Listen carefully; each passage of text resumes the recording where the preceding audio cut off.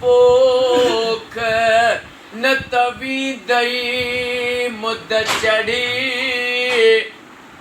पानी थी दई पोयरो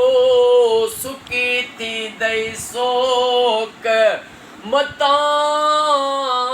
लुणे सारो लोक तू सिकी हिकड़े संग लाए या अल्लाह या रहमान या रहीम या करीम रब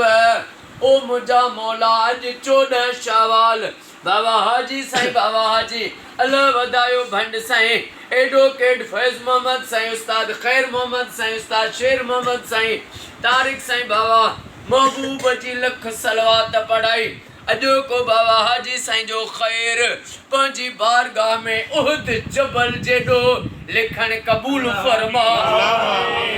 रब तो के तुझे महबूब हबीब जो वास्तो थी जे जे लाए कायनात उठाई थी उन मिठे मोहम्मद मुस्तफा जो वास्तो थी बाबा हाजी साईं के क़यामत ताईं आबाद फरमा फैज मोहम्मद साईं के नबी सरदार जो वास्तो थी मौजज़े सा नौकरी दे तारिक साईं के नौकरी अता फरमा ओ मौला है घर ऐं घर वारा तुझे सामान नन जा क़यामत ताईं सजण सामू कजा ऐं नन जे दुश्मनन के निस्तो नाबूद फरमा बाबा साईं जे बचड़न के उस्ताद शेर मोहम्मद खैर मोहम्मद फैजल साईं जे बचड़न के सेहत ऐं वडी हयाती अता फरमा ओ मौला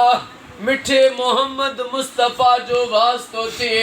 ऐं मोहम्मद जी आल जो वास्तो थी ऐं इमाम हुसैन जी नंढड़ी न्याणी अम्मा मासूम बीबी सकीना जो वास्तो थी ईरान जी ज़ाहिरी ऐं ग़ैब मो मदद फरमा रब ईरान जी तू मदद फरमा ईरान जे दुश्मन के निस्तो नाबूद फरमा ओ मौला किबला साईं सैयद जुल्फकार शाह साईं के साईं जे बचड़न भाइरन के क़यामत ताईं आबाद फरमा असां जे जमात जे निगरान साईं अरबाब अली साईं जा क़यामत ताईं वेड़ा वसंदा रानन जा बच्चा घर आबाद फरमा साईं मोहम्मद हाशिम सियाल साईं के नौकरी अता फरमा गुलजार फुल पोटो साईं जा अल्लाह यार साईं जा बेड़ा पार फरमा जुमले जेके भी दुआ में वेठाऊं अज सबनी असां सबनी जो बेड़ो तार ओ मौला जेके बीमार आहिनि उन्हनि खे शफ़ा अता फरमा जेके बे औलाद आहिनि उन्हनि खे औलाद अता फरमा जेके बेरोज़गार आहिनि उन्हनि खे रोज़ी अता फरमा जिन ते कर्ज़दारी आहे उन्हनि जा कर्ज़ दूर फरमा मौला जनते बेपरेशानियों बेचाक उन्हनि जूं परेशानियों दूर फरमा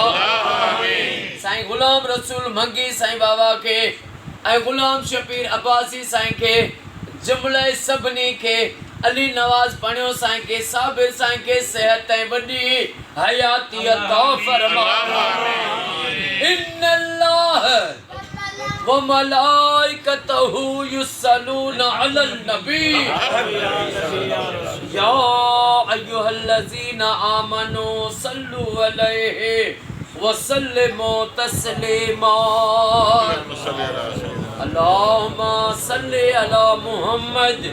व आले मुहम्मद ला इलाहा इल्लल्लाह मुहम्मदुर रसूलुल्लाह नारे है